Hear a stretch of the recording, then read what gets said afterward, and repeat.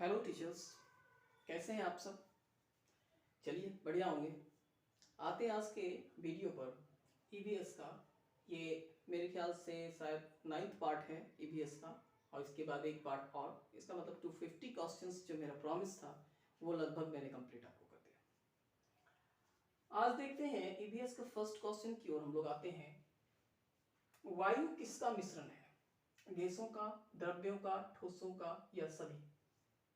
तो पहले भी शायद हम इसके बारे में डिस्कस किए हैं कि वायु किसका मिश्रण है, किस तरह से वायु में कौन कौन सी गैस पाई जाती हैं। वो सारी बातें हम शायद बताएं, कितना परसेंट पाया जाता है वो भी मैंने डिस्कस किया है। तो इसका राइट आंसर क्या हो जाएगा? वायु गैसों का मिश्रण होता है। अगला प्रश्न है, निम्न में कौन सा गैस रुधिर में ऑक्सीजन वाहक क्षमता को घटा देता है? अगर ऑक्सीजन वाहक क्षमता की बात करते हैं तो कौन सा गैस होगा?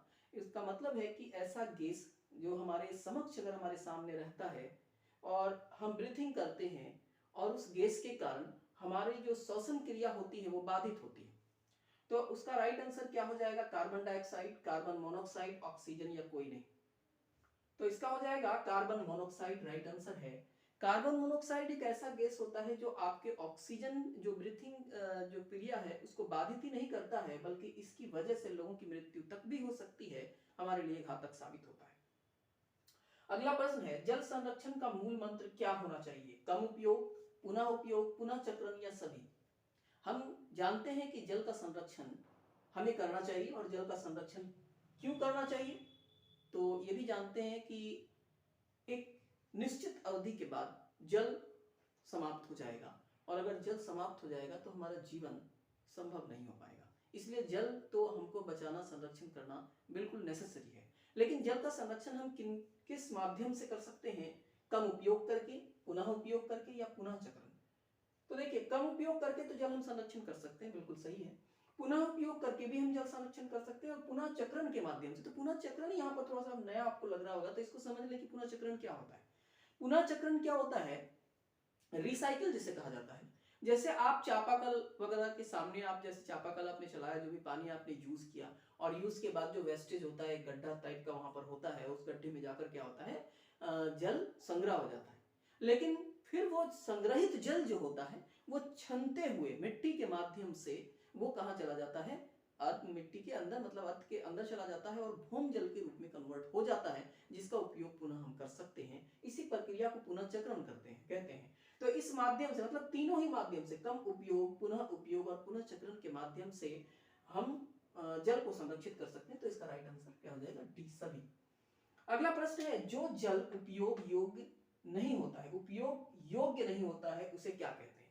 अर्थात जो जल हम उपयोग नहीं कर सकते हैं उस जल को हम क्या कहेंगे? अपशिष्ट जल, स्वच्छ जल, भौम जल या सभी? भौम जल जो भूमि के अंदर से प्राप्त किया जाता है वो भौम जल हो गया।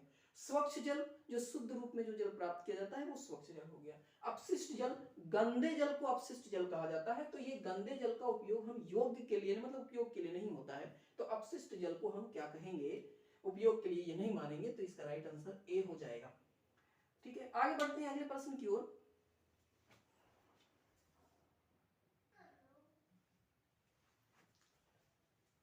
आगे बढ़ते हैं अगले प्रश्न की तरफ। पेड़ के तने के ऊपरी शाखा को क्या कहा जाता है? जो पेड़ होता है उसकी ऊपरी शाखा को हम क्या कहते हैं? पत्तियां, बी क्राउन, सी पौधा या डी कोई नहीं? तो पेड़ के ऊपरी शाखा को हम क्या कहते हैं? क्राउन कहते हैं। बी इसका राइट आंसर होगा। क्या कहते हैं? क्राउन कहते हैं। हरा फेफड़ा किसे कहा जाता है? जंगल, बी टिड्डा, सी नदियां, डी समुद्र? तो हरा फेफड़ा किसे कहा जाता है? जंगल को हरा फेफड़ा कहा जाता है, क्योंकि जितनी मात्रा में आप पेड़ पौधे लगाएंगे, जितनी मात्रा में जंगल को विस्तार करेंगे, उतना ही आपको वातावरण, जो पर्यावरण है हमारा, इन्वायरमेंट स्वच्छ मिलेगा। अच्छा, कई कमेंट आते थे, बहुत दिन से कमेंट आ रहे थे कि आपके चैनल को ज्वाइन कैसे करें, आपके चैनल को ज्वाइन कैसे करें। तो एक्चुअली मेरा चैनल आप जान रहे हैं कि बहुत नया है, 24 से 25 दिन ज़्यादा नहीं हो रहा है। पहले मैं ऑफलाइन ही क्लास लेता था, ऑनलाइन क्लास नहीं लेता था। और मैंने 24-25 दिन से ऑनलाइन क्लास किया। आप लोग का बेशुमार प्यार मिला है, बेहद प्यार मिला है, इसमें कोई शक नहीं है। जिसकी वजह से जो मोनेटाइज वगैरह होता है, वो जो एक यूट्यूब का कह सकते हैं प्रोसेस होता है, इस यूट्यूब के क्राइटेरिया को, प्रोसेस को मैंने कंप्लीट किया, मोनेटाइज वगैरह चैनल हो गया है। मोनेटाइज होने के बाद फिर और कुछ समय लगता है। सारी प्रक्रिया कंप्लीट होने के बाद अब मेरा चैनल पूरी तरह से फ्रेश है। तो YouTube का एक पॉलिसी होता है कि जब भी आप कोई भी चैनल जब मोनेटाइज हो जाता है तो वो आपका चैनल नहीं रहता है बल्कि YouTube का हो जाता है। ठीक है, तो मेरा चैनल अब YouTube का हो चुका है और उसका एक प्रोसेस होता है कि आपके चैनल को ज्वाइन करने के लिए कुछ फीस देनी पड़ती है। तो जो मतलब आप जानते हैं कि अलग अलग फीसें रखी जाती हैं, हम फ्री ऑफ कॉस्ट बिल्कुल रखना चाहते थे, लेकिन ये एक पॉलिसी है यूट्यूब की, इसकी वजह से मजबूरन मुझे एक पॉलिसी चुननी पड़ी और मैंने एकदम सबसे जो मिनिमम था 59 रुपीज का पैकेट उसको मैंने चूज किया ताकि सारे टीचर्स आराम से उसको हमारे चैनल को ज्वाइन कर पाए। तो आप सब्सक्राइब जहां पर करते हैं वहीं पर ज्वाइन का बटन दिखा रहा होगा, तो उस ज्वाइन के बटन पर जैसे ही जाएंगे तो आपको वहां पर आपको दिखाई देगा कि आपको अगर हमारा चैनल ज्वाइन करना है तो 59 रुपीज आपको दिखाई देगा, वो पे करना पड़ेगा यूट्यूब को। तो आप 59 रुपीज वहां जाकर आप ज्वाइन के बटन दबाने के बाद 59 रुपीज पे कर दीजिएगा। आपको जितने वीडियोस हैं सारे वीडियोस आपको प्रोवाइड हो जाएंगे, आप हमारे चैनल से जुड़ जाइएगा। ठीक है, और ज्यादा से ज्यादा और सब्सक्राइब करने की कोशिश कीजिए, ज्यादा से ज्यादा हमारे चैनल को शेयर कीजिए। आप लोग का प्यार तो बहुत मिल रहा है और अपने प्यार को थोड़ा बढ़ाइए तो मैं भी और बेहतर करूं। आगे बढ़ते हैं अगले प्रश्न की ओर। जल दिवस कब मनाया जाता है? 21 मार्च, 23 मार्च, 22 मार्च या कोई नहीं? तो जल दिवस 22 मार्च को मनाया जाता है, सी राइट आंसर होगा। अगला प्रश्न है, जहां पर हमको बेसिक की जरूरत पड़ेगी वहीं पर हम बताएंगे। लगभग आपके जो कह सकते हैं ईवीएस के क्वेश्चन समाप्ति के कगार पर है, एक वीडियो और बनाएंगे तो आपके सारे ईवीएस के क्वेश्चन आपके कंप्लीट हो जाएंगे। उसके बाद हम साइंस स्टार्ट करेंगे और मैथ तो खैर चलता ही रहेगा। वन जिम्मेदार नहीं है औषधि प्राप्त करने में, जल के प्रवाह को बनाए रखने के लिए, बाढ़ की स्थिति को बनाने के लिए, सभी। वन जिम्मेदार नहीं है, इस पर ध्यान दीजिए कि नहीं है। तो औषधि प्राप्त करने में ये तो बिल्कुल जिम्मेदार है, हम वनों से औषधि प्राप्त करते हैं, ये राइट है। जल के प्रवाह को बनाए रखने के लिए ये भी बिल्कुल राइट है। जल के प्रवाह को बनाए रखने के लिए जो जंगल होते हैं बहुत अहम भूमिका निभाते हैं। ठीक है, मृदा अपरदन जैसी घटनाएं होती हैं, तो अगर पेड़ ही नहीं रहेंगे तो मृदा अपरदन की घटनाएं क्या हो जाएंगी? बढ़ जाएंगी। तो जल के प्रवाह को बनाए रखने के लिए ये सही है। और सी नंबर, बाढ़ की स्थिति को बनाए रखने के लिए, ये बिल्कुल गलत है। बाढ़ की स्थिति को नहीं बनाने के लिए होता है जंगल, बाढ़ की स्थिति को नहीं उत्पन्न करने के लिए। ठीक है, अगर हम जंगल ज्यादा मात्रा में होंगे तो बाढ़ की स्थिति कम उत्पन्न होगी, तो बाढ़ की स्थिति बनाने के लिए ये बिल्कुल राइट आंसर होगा, ये वन जिम्मेदार नहीं है। ठीक है, इसका आंसर। आगे बढ़ते हैं अगले प्रश्न की ओर।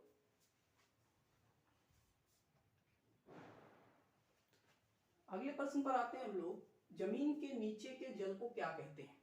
भूमि के अंदर जो जल पाया जाता है उसे हम क्या कहते हैं? शुद्ध जल, प्रदूषित जल, भौम जल या सभी? भूमि के अंदर से जो जल निकाला जाता है तो वो शुद्ध जल तो होता है, लेकिन उसको शुद्ध जल नहीं कहा जाता है बल्कि उसको भौम जल कहा जाता है। भूमि के अंदर से जो जल प्राप्त किया जाता है उसको भौम जल कहा जाता है। हर बूंद मायने रखता है, ये नारा किसका है? एक नारा है, हर बूंद मायने रखता है। वो किसके लिए है? बूंदों को गिनने के लिए, पोलियो की बूंदों के लिए, वर्षा जल के लिए, फिर जल के महत्व के लिए। तो इसका राइट आंसर क्या हो जाएगा? जल के महत्व के लिए, क्योंकि जल का हर एक बूंद हमारे लिए उतना ही मायने रखता है। जल ही जीवन है, हम लोग जानते हैं, जल के बिना जीवन संभव नहीं है।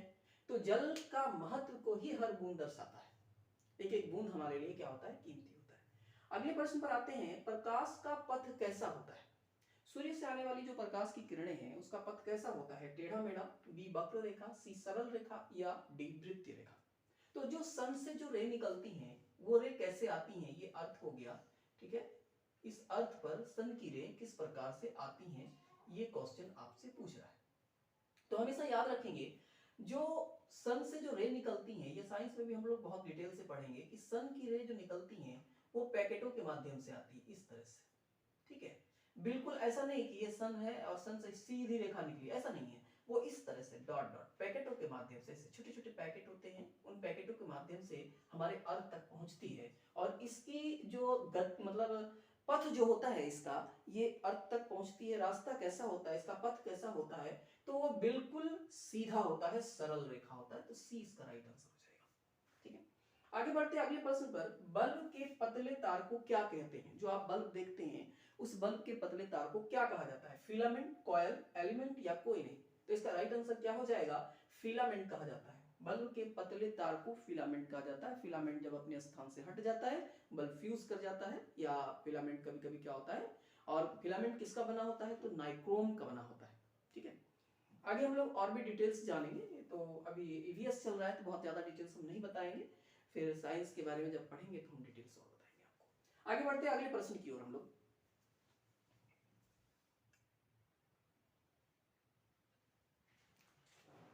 अगला प्रश्न है आपके सामने, फ्यूज तार मुख्य तौर पर किसका बना होता है?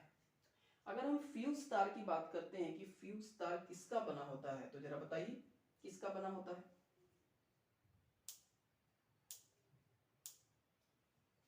टीन और सीसा, निकल और क्रोमियम, निकल और तांबा, इनमें से कोई नहीं। तो देखिए फ्यूज तार मुख्य तौर पर टीन और सीसा का बना होता है। ठीक है, याद रखेंगे कि फ्यूज तो तार होता है, हम लोग मुख्य तौर पर बोर्ड में फ्यूज का प्रयोग करते हैं, और वो फ्यूज जो होता है वो किसका बना होता है? टीन और सीसा का बना होता है। राइट आंसर हो जाएगा। अगला प्रश्न है, फ्यूज के स्थान पर निम्न में किसका उपयोग किया जा रहा है?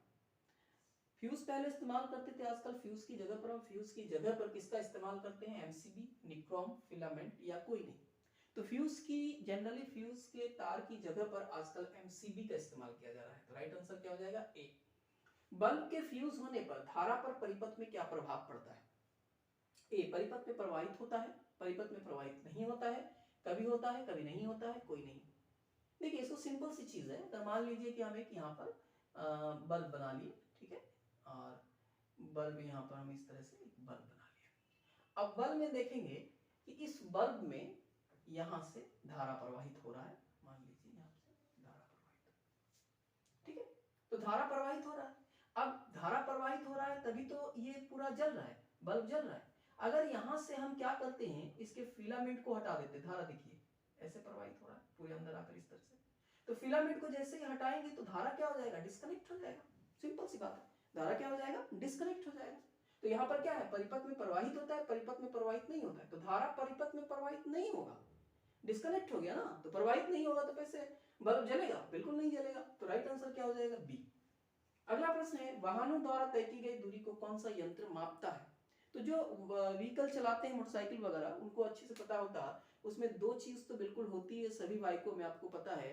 एक तो हमारे गाड़ी की गति को बताता है कि आप कितने स्पीड से गाड़ी चला रहे हैं, और एक होता है कि आपने कितना अभी तक एक दिन में या 2 दिन में या 100 दिन में या 2 साल में कितना आपने दूरी तय किया, कितने मोटरसाइकिल को चलाया। दो तरह के उसमें मीटर लगे होते हैं। तो जो स्पीड को नापता है उसको हम क्या कहते हैं? स्पीडोमीटर। याद रखिएगा, जो स्पीड को नापता है उसको स्पीडोमीटर कहा जाता है। और जो हमें ये बताता है कि हमने कितना डिस्टेंस अभी तक कवर किया, कितनी दूरी तय की है, तो दूरी तय करने वाला जो मीटर होता है उसे हम क्या कहते हैं? ओडोमीटर कहते हैं। तो इसका राइट आंसर सी हो जाएगा। दूरी को कौन सा यंत्र मापता है? तो ओडोमीटर। अगले प्रश्न पर आते हैं।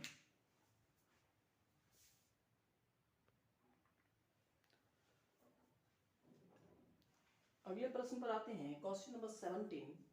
एक बस 90 मिनट में 54 किलोमीटर की दूरी तय करती है, तो बस की गति क्या होगी?